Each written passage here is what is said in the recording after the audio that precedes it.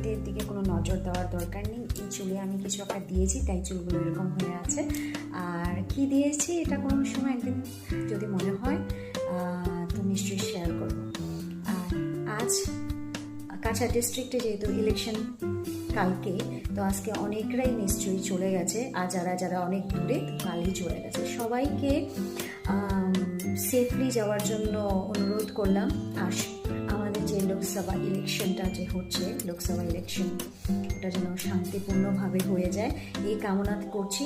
আর সবাই নিজের নিজের ডিউটিগুলো সব সুন্দর মতন করুক এই কামনাতে আমি সবার জন্যই প্রার্থনা করছি। আর সবাই যেন ভালো মতন ইলেকশন ডিউটিটা করে উঠুক।